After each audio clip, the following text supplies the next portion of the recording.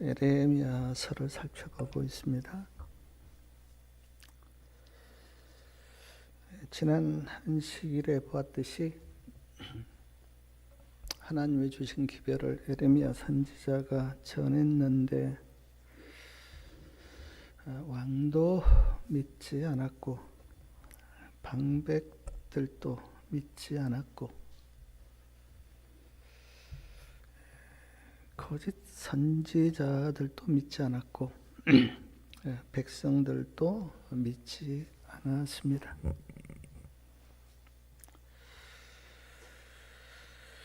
그래서 그 결과 하나님과 맺은 언약은 깨졌고요. 나라는 바벨론에게 망하였고 예루살렘 성전은 무너졌고 백성들은 포로로 바벨론으로 끌려갔습니다. 참으로 좀 슬픈 역사입니다. 그런데 그것으로 끝났는가? 그것으로 끝인가?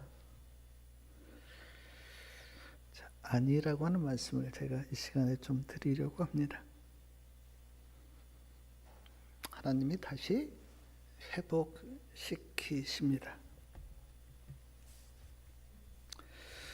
에레미야 1장 10절에 보면 다른 신들을 쫓아 섬겼은즉 이스라엘 집과 유다 집이 내가 그 열조와 맺은 언약을 파하였도다라고 말씀합니다. 언약을 맺었는데 그 언약이 깨졌어요. 왜냐하면 이스라엘 백성들이 우상을 섬겼기 때문에. 언약이 깨졌는데 그것으로 끝인가? 에레미야 우리 31장 31절부터 33절까지 말씀을 좀 보겠습니다. 에레미야 31장 31절부터 33절까지요. 나 여호와가 말하노라. 보라, 날이 이르리니 내가 이스라엘 집과 유다 집에 새 언약을 세우리라. 나 여호와가 말하노라. 이 언약은 내가 그들의 열조의 손을 잡고 애굽 땅에서 인도하여 내던 날에 세운 것과 같이 아니할 것은 내가 그들의 남편이 되었어도 그들이 내 언약을 파하였음이니라. 나 여호와가 말하노라. 그러나 그날 후에 내가 이스라엘 집에 세울 언약은 이러하니 곧 내가 나의 법을 그들의 속에 두고 그 마음에 기록하여 나는 그들의 하나님이 되고 그들은 내 백성이 될 것이라. 언약이 깨졌는데 말씀하시기를 새 언약을 세우리라 그렇게 말씀합니다. 나 여호와가 말하노라. 32절, 33절, 31절 세 번이나 나 여호와가 말하노라 그렇게 말씀합니다. 그리고 새 언약은 애굽 땅에서 인도하여 내던 날에 세운 언약과 같지 않다고 말씀합니다. 성도님들이 그 시내산에서 세운 옛 언약에 대해서 잘 아시지만 새 언약과 옛 언약은 차이가 몇 가지 있습니다. 에레미야 선지자는 그 차이에 대해서 한 가지 말씀하는데 옛 언약은 두 돌비에 세웠지만 새 언약은 나의 법을 그들의 속에 두며 마음에 기록하겠다 그렇게 말씀합니다. 그러니까 옛 언약은 돌비에 기록되어 있는데 새 언약은 너희들 마음에 기록하겠다 그렇게 말씀하세요. 사랑하는 여러분, 이스라엘 백성들이 왜 언약을 지키지 못했습니까? 자, 언약을 지키라고, 그리고 시내산에서 맺었는데 왜 언약을 지키지 못했습니까? 하나님께서 보실 때 그들의 마음 속에 언약이 기록되어 있지 않은 거예요. 두 돌비에는 기록되어 있었는데 이스라엘 백성들의 마음에 언약이 없는 거예요. 마음에 기록되어 있었다면 언약을 지켰을 텐데 마음에 없으니까 어떻게 언약을 지키겠어요? 마음에 없는데. 그래서 새 언약을 말씀하실 때 내가 나의 법을 그들의 속에 두며 마음에 기록하겠다고 말씀하십니다. 누가 이 일을 하십니까? 성령님이요. 성령님이 우리 마음에 하나님의 말씀을 기록하고 하나님의 법을 기록합니다. 할례에 대해서 좀 생각을 해보면 창세기 17장에 보면 하나님께서 아브라함에게 내가 너와 너희 사이에 언약의 표로 남자는 태어난 지 8일 만에 할례를 받으라 그렇게 말씀하셨습니다. 그래서 이삭도 태어난 지 8일 만에 할례를 받았고 예수님도 태어난 지 8일 만에 할례를 받으셨습니다. 태어난 지 8일째가 안식일이어도 할례를 행했습니다. 그런데 예레미야 9장 26절 하단에 보면 이런 말씀이 있는데 이스라엘은 마음의 할례를 받지 못하였느니라. 그러니까 몸의 할례는 다 받았는데 마음의 할례는 받지를 못했어요.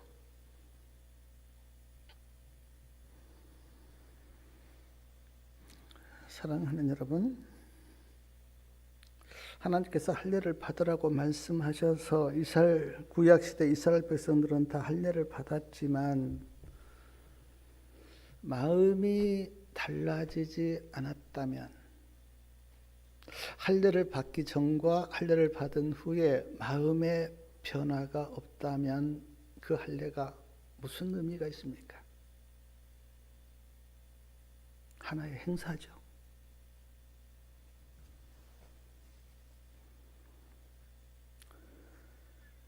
언약도 그렇고 할례도 그렇고 마음이 달라져야 의미가 있죠.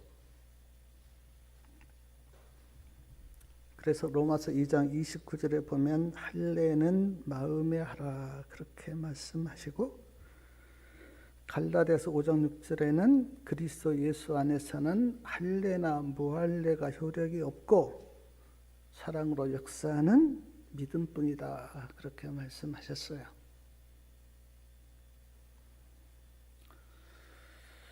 구약의 할례와 신약의 침례가 똑같지는 않지만 침례에 대해서 생각을 해보면 마태복음 28장 19절에 보면 예수님께서 너희는 가서 모든 족속으로 제자를 삼아 아버지와 아들과 성령의 이름으로 침례를 받으라 그렇게 말씀하셨기 때문에 오늘 우리는 침례를 주고 또 침례를 받습니다. 그런데 사랑하는 여러분, 예수님이 마음에 안 계시면 그리고 마음이 달라지지 않았다면 물에 들어갔다가 나오는 침례가 무슨 의미가 있습니까? 그것도 하나의 이벤트고 행사죠. 자, 오늘 이 말씀을 제가 오늘 우리에게 적용을 시켜서 교회도 나옵니다. 안식일도 지킵니다. 기도도 합니다. 말씀도 봅니다. 그런데 마음은 전혀 달라지지 않았어요. 의미가 있습니까? 그걸 예언의 시대는 형식적인 신앙, 죽은 신앙 그렇게 말합니다. 그러니까 본질은 할례가 본질이 아니고 침례가 본질이 아니고 언약 그 자체가 본질이 아니라 그걸 통해서 우리의 마음이 변하고 생애가 바뀌고 말씀이 내 안에 임함으로 말미암아 내가 그리스도인다운 삶을 사는 것. 그것이 본질이죠. 내가 오늘 안식일에 교회에 나와서 예배를 드리는 그게 본질이 아니라 예배를 통해서 하나님을 만나고 내 마음에 성령이 임하고 말씀이 임하는 게 본질이죠.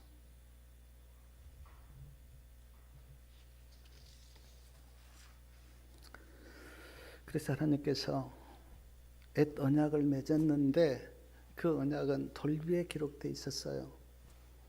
그런데 새 언약을 맺으면서 하나님께서 말씀하시기를 너희 마음에 내가 하나님의 말씀을 기록하겠다 그렇게 말씀하십니다. 사랑하는 여러분, 우리 성도님들의 마음에 언약이 기록되고 말씀이 기록되기를 바랍니다.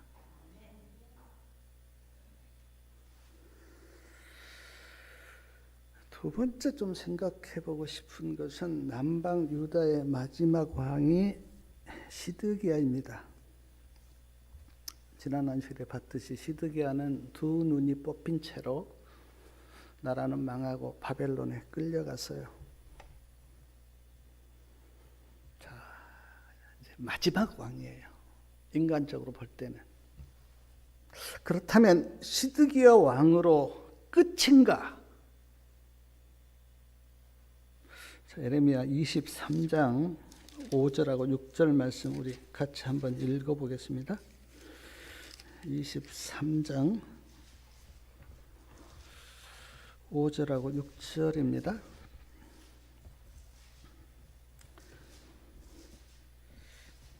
나 여호와가 말하노라. 보라, 때가 이르리니 내가 다윗에게 한 의로운 가지를 일으킬 것이라. 그가 왕이 되어 지혜롭게 행사하며 세상에서 공평과 정의를 행할 것이며 그의 날에 유다는 구원을 얻겠고 이스라엘은 평안히 거할 것이며 그 이름은 여호와 우리의 의라 일컬음을 받으리라. 다윗에게 한 가지가 나와서 그가 왕이 될 것이다 그렇게 말씀하셨어요. 예레미야 33장 15절과 16절에도 비슷한 말씀이 있는데 그날 그때에 내가 다윗에게 한 의로운 가지가 나게 하리니 그가 이 땅에 공평과 정의를 행할 것이라. 그날에 유다가 구원을 얻겠고 이스라엘은 안전히 거할 것이며 그 성은 여호와 우리의 의라 일컬음을 입으리라. 내가라고 말씀하셨는데 내가는 하나님을 가리킵니다. 하나님이 다윗에게 한 가지를 일으킬 것인데 그분이 왕이 될 것이다. 누구를 가리킵니까? 예수님을 가리킵니다. 예수님이 다윗의 후손으로 오셨어요. 근데 그 예수님이 우리의 왕이시다. 예수님은 지혜로우시며 세상에서 공평과 정의를 행할 것이라 그렇게 말씀하십니다. 우리가 이스라엘 역사를 보면 북방 이스라엘 왕이 한 19명, 남방 유다의 왕이 한 20명 가까이 되는데 북방 이스라엘 왕은요, 의로운 왕이 한 사람도 없었어요. 남방 유다의 왕은 몇 분이 계셨는데 그러나 대체적으로 다 이스라엘 왕은 지혜롭지 못해서 잘못된 길로 갔습니다. 공평하지도 않아서 한쪽으로 치우쳤고요. 의롭지 않아서 죄를 지고 우상을 섬긴 적도 참 많습니다. 그런데 지금 에레미야 선지자가 말씀한 이 왕은 지혜로우시고 공평하시고 의로우시다. 그리고 예수님이 왕이 되는 그날 그때에 유다는 구원을 얻겠고 이스라엘은 평안히 거할 것이라고 말씀합니다. 사랑하는 여러분, 구원이 언제 임하는가? 예수님을 나의 구주로 나의 왕으로 내 안에 모실 때, 그때 구원이 임해요. 왜냐하면 예수님이 구원이시기 때문에. 예수님이 나의 왕이 되시고 내 안에 임재할 때 그때 평안이 찾아와요. 저도 수없이 경험을 했습니다. 예수님을 놓치면 즉시 마음이 불안해요. 그리고 염려와 걱정이 찾아와요. 근데 예수님을 붙들면 마음이 평안하고 염려와 근심이 사라집니다. 그리고 오늘 말씀을 보니까 여호와 우리의 의라 일컬음을 받으리라 그렇게 말씀하셨는데, 여호와 우리의 의는 제가 볼 때 성경에서 가장 놀랍고 아름다운 말씀이에요. 증언에도 보면 인간이 들을 수 있는 말 중에 가장 아름다운 말이 하나님이 나의 의가 되신다, 그리스도가 나의 의가 되신다, 그 말이라고 그랬어요. 그리고 인간이 들을 수 있는 말 중에 가장 슬픈 말이 뭐라 그랬습니까? 마태복음 25장 12절, 내가 너희를 알지 못한다. 그러면 우리 성도님들은 내가 너희를 알지 못한다고 하는 그 말은 듣지 않고 우리가 고백하기를 하나님이 나의 의가 되십니다 라고 하는 이 고백을 하시길 바랍니다. 산상보훈 18페이지에 보면 이런 말씀이 있습니다.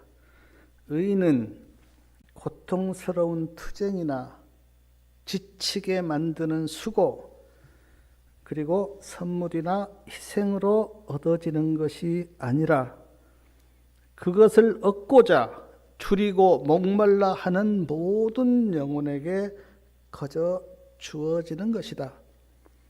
너희 목마른 자들아 물로 나오라. 돈 없는 자도 오라. 너희는 와서 사 먹되 돈 없이 값 없이 와서 사라.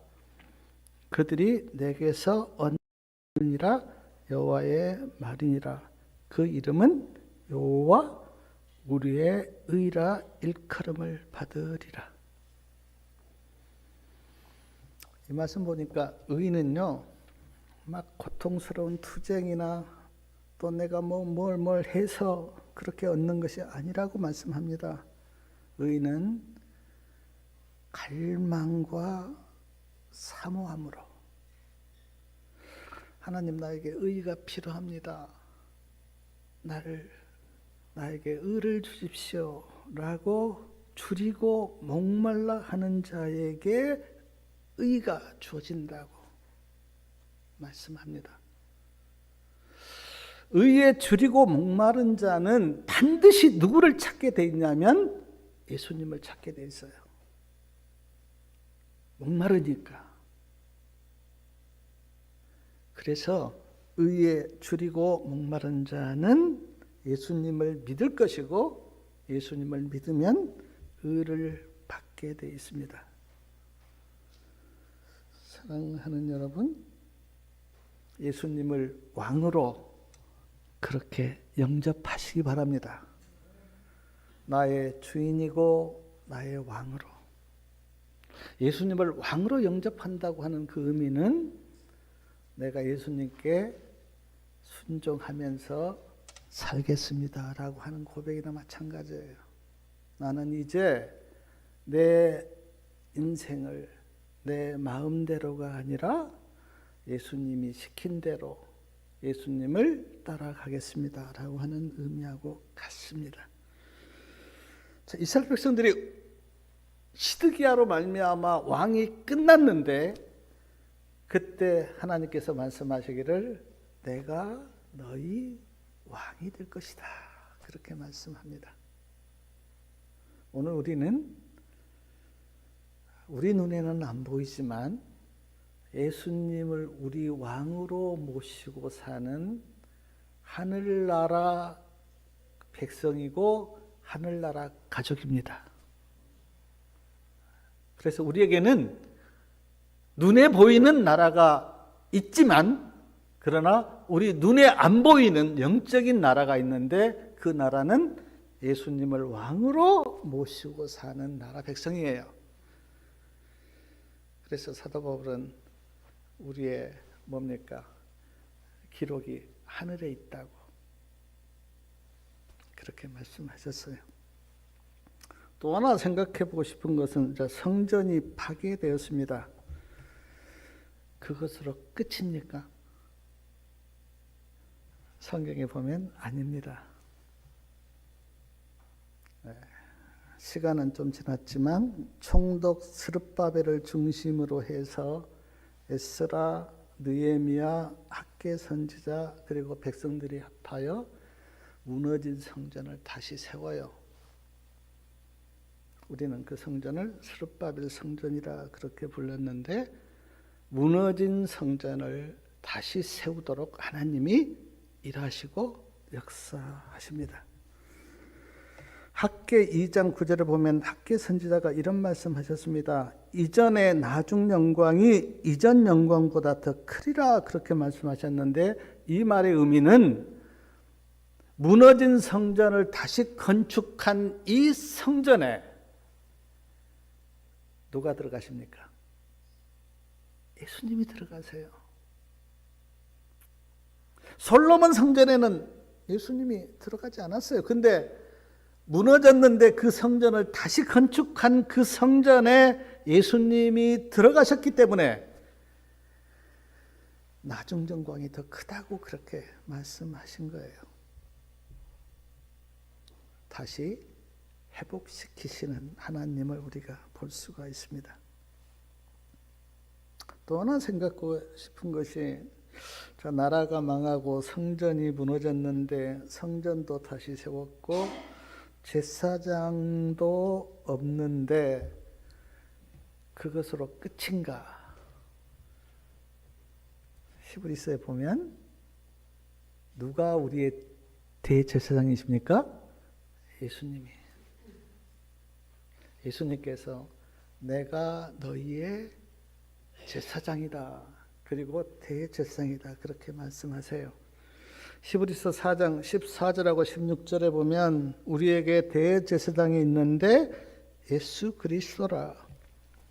우리에게 있는 대제사장은 우리의 연약함을 체휼하지 아니하는 자가 아니요 모든 일에 우리와 한결같이 시험을 받는 자로되 죄는 없으시니라.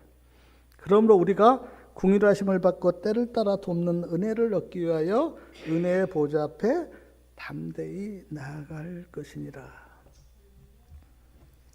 사랑하는 여러분, 오늘 우리의 대제사장은 우리의 연약함을 체휼하신 분이에요. 우리가 얼마나 약하고 죄된가를 다 아시는 분이에요. 사람이 되셔봤기 때문에 사람의 마음을 다 알고 계시는 예수님이세요.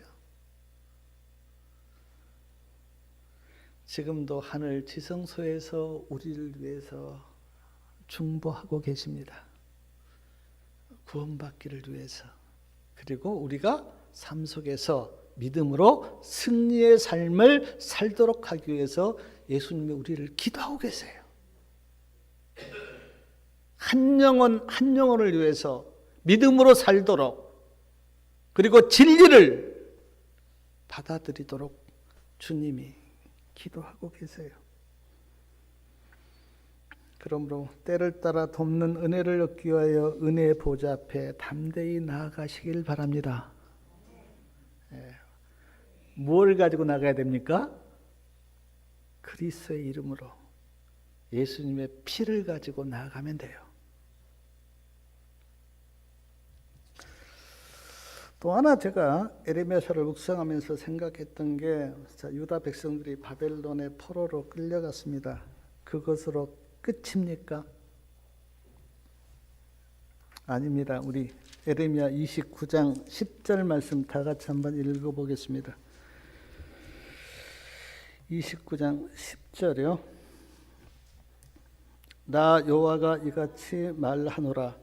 바벨론에서 70년이 차면 내가 너희를 권고하고 나의 선한 말을 너희에게 실행하여 너희를 이곳으로 돌아오게 하리라. 돌아오게 하리라. 너희를 이곳으로 돌아오게 하리라. 예레미야 30장 3절에도 나 여호와가 말하노라. 내가 내 백성 이스라엘과 유다의 포로를 돌이킬 때가 이르리니 내가 그들을 그 열조에게 준 땅으로 돌아오게 할 것이라. 예레미야 33장 7절에도 내가 유다의 포로와 이스라엘의 포로를 돌아오게 하여. 예레미야 33장 26절 끝에 보면 내가 그 포로된 자로 돌아오게 하고 그를 긍휼히 여기리라. 4번이나 돌아오게 하리라. 돌아오게 하리라. 그렇게 말씀하셨어요. 자, 에레미야 선지자를 통해서 내가 내 백성을 다시 돌아오게 할 것이라 그렇게 말씀하셨는데 이 말씀을 하나님께서 지키셨습니까? 예, 지키셨어요.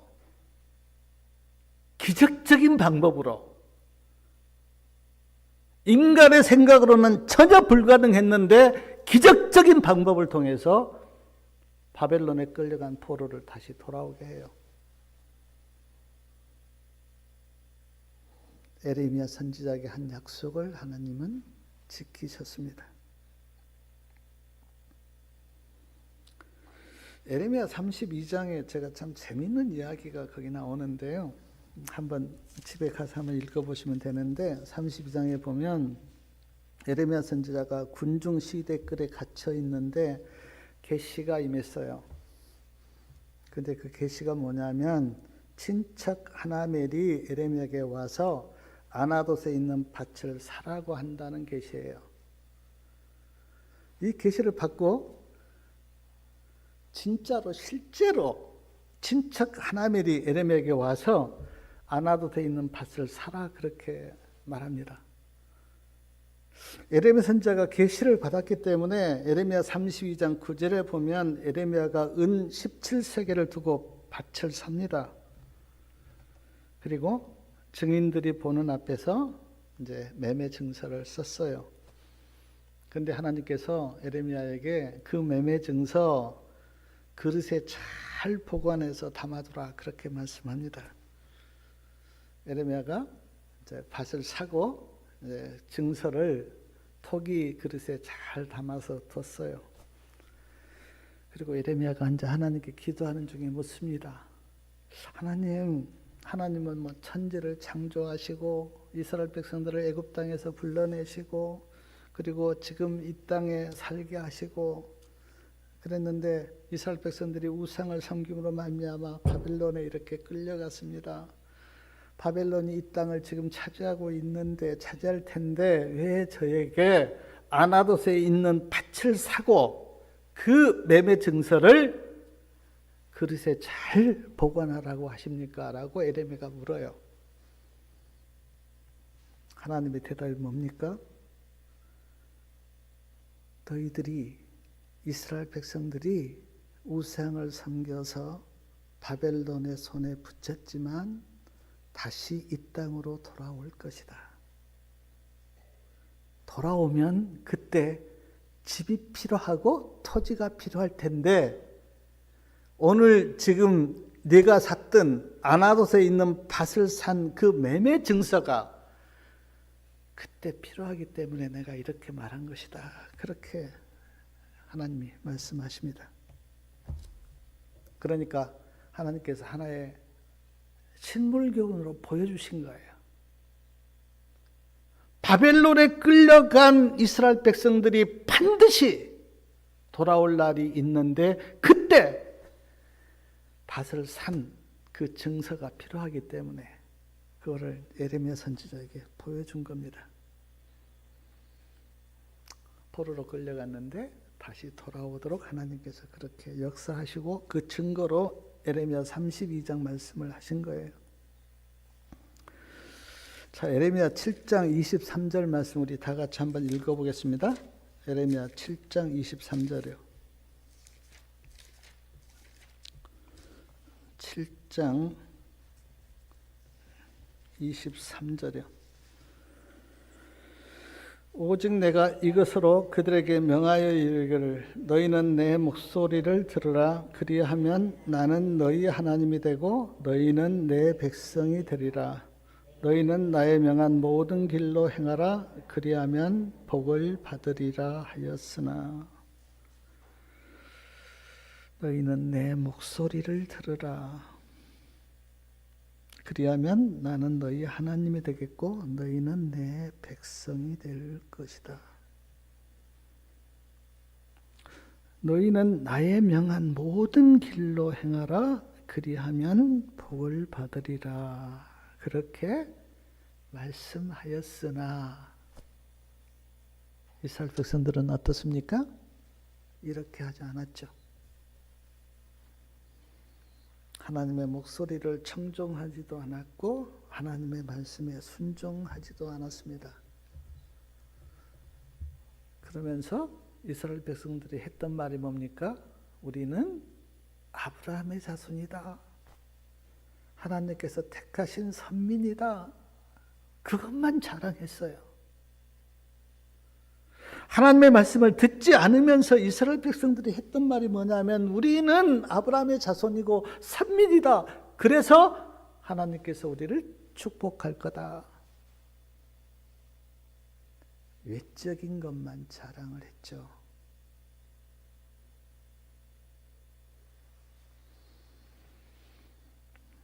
그래서 에레미야 9장 23절하고 24절에 보면 이런 말씀 하십니다. 지혜로운 자는 그 지혜를 자랑치 말라. 용사는 그 용맹을 자랑치 말라. 부자는 그 부함을 자랑치 말라. 자랑하는 자는 이것으로 자랑할지니 하나님을 아는 것과 하나님이 누구신가를 아는 것으로 자랑하라.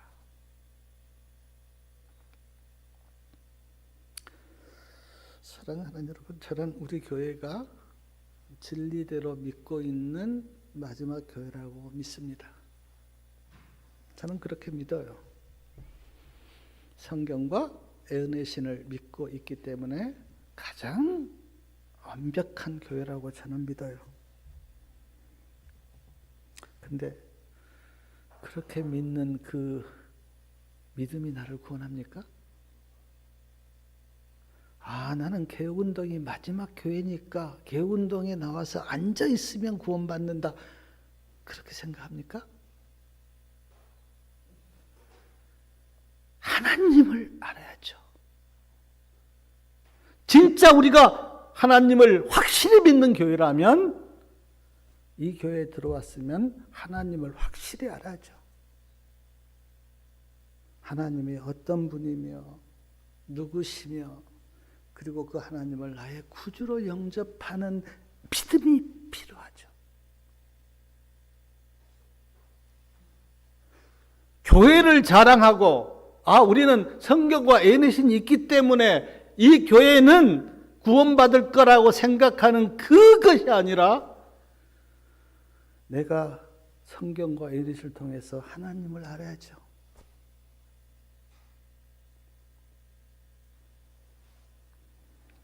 사랑하는 여러분,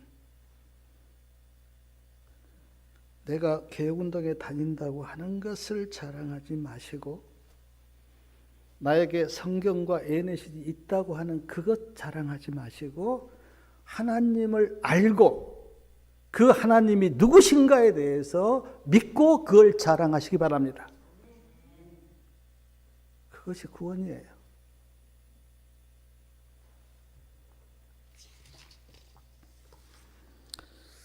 제가 몇 가지를 생각해 봤는데, 자, 우상을 섬겨서 언약이 깨졌습니다. 그것으로 끝입니까? 새 언약을 하나님이 다시 세우셨어요. 시드기야 왕으로 왕이 끝났습니다. 그런데 하나님께서 말씀하시기를 내가 예수라고 하는 왕을 보내겠다, 그렇게 말씀하십니다. 예수님이 신문을 받을 때 물었어요. 네가 왕이냐? 예수님의 대답이 네 말처럼 나가 왕이다, 그렇게 대답하셨어요. 성전이 무너졌고 나라가 무너졌기 때문에 제사장이 없습니다. 그런데 예수님이 말씀하세요. 내가 제사장이야. 내가 너희를 하나님께 인도할, 그리고 너희를 중보할, 너희에게 은혜를 베풀 제사장이 나야. 백성들이 포로로 끌려갔는데 다시 돌아오게 하십니다. 우리 눈으로 볼 때 잃어버렸는데 하나님은 더 좋은 것으로 채워주시고 다시 회복시켜 주십니다. 좋으신 하나님 아닙니까? 더 좋은 것으로. 인간 제사장이 아니라 예수님으로. 인간 왕이 아니라 예수님으로. 예레미야 33장 2절하고 3절 우리 다 같이 한번 읽어보겠습니다. 예레미야 33장 2절하고 3절이요.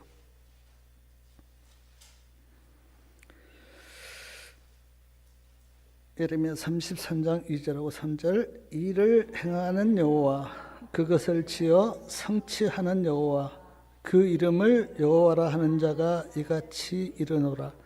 나는 내게 부르짖으라. 내가 너에게 응답하겠고 네가 알지 못하는 크고 비밀한 일을 내게 보이리라. 이를 행하시는 여호와, 그리고 성취하시는 여호와. 저는 에레미야서를 이렇게 묵상하면서 이 말이 마음에 와 닿았어요. 아, 그러시구나. 하나님은 가만히 계시는 하나님이 아니라 이 일을 행하시고 그 일을 성취하시는 그런 하나님이시구나. 내가 알지 못하는 크고 비밀한 일을 내가 너에게 보이겠다라고 말씀하셨는데, 성경에는 하나님께서 보여주신 크고 비밀한 일이 너무나 많습니다. 노아 홍수도 그렇고요. 이스라엘 백성들을 애굽에서 불러내는 것도 크고 비밀한 일이고, 아브라함에게 독자 이삭을 준 것도 크고 비밀한 일이고, 선지자를 보내서 말씀하시게 한 것도 크고 비밀한 일이고, 예수님이 이 땅에 오신 것은 말할 수도 없고. 근데 제가 에레미야서를 묵상하면서 느꼈던 크고 비밀한 일은 제가 지금까지 말씀드렸던 몇 가지, 성전을 다시 짓게 하고 포로로 끌려간 이스라엘 백성들을 다시 돌아오게 하고, 옛 언약이 깨졌는데 새 언약을 세우시고, 왕이 없는데 왕이 되겠다고 말씀하시고, 제사장이 없는데 다시 제사장이 예수님이라고 말씀하신 이 일이 저에게는 아주 크고 비밀한 일이었어요. 저는 에레미야서를 이렇게 묵상하면서 저에게 보여준 하나님의 크고 비밀한 일에 대해서 하나님을 찬양하고 하나님께 감사했습니다. 아, 하나님은 이런 분이구나. 사랑하는 여러분, 우리 성도님들의 생애 가운데도 하나님이 크고 비밀한 일을 보여주시길 바랍니다. 그러면 우리 가슴 속에서, 우리 마음 속에서 하나님을 찬양하는 찬양이 나오고 감사가 나와요. 잃어버린 것을 다시 회복시킨 에레미야서를 제가 묵상하면서 죄에 대해서 생각해 봤어요. 우리가 다 죄 때문에 많은 것을 잃어버렸습니다. 에덴도 잃어버렸고요. 구원도 잃어버렸고요. 영생도 잃어버렸고요. 의도 잃어버렸고요. 평강과 안식도 다 잃어버렸어요. 만약 우리가 예수님을 믿지 않으면 우리에게 이것들은 아무것도 우리가 얻을 수가 없습니다. 근데 복음은 이 모든 것이 누구 안에서? 예수님 안에서 다시 회복되는 거예요. 예수님 안에서 잃어버린 에덴도, 영생도, 의도, 평강도, 안식도 누구 안에서? 예수님 안에서 다시 회복되는 거예요. 이게 복된 소식이고 이게 놀라운 소식이에요. 예수님 안에서 구원과 영생과 에덴과 의와 생명이 회복된다고 하는 이 소식이 복음이고 놀라운 소식입니다. 우리 성도님들, 예수님 안에서 잃어버린 이 모든 것이 회복되는 은혜가 있기를 바랍니다. 그래서 우리가 예수님을 믿는 거예요. 에레미야서에서 잃어버렸던 것들을 하나님이 다시 회복시키는 이 말씀을 통해서 정말 하나님을 만나시고 하나님이 어떤 분인가를 구체적으로 이해하시고 아는 그런 놀라운 은혜가 있기를 바라면서 말씀을 마치겠습니다.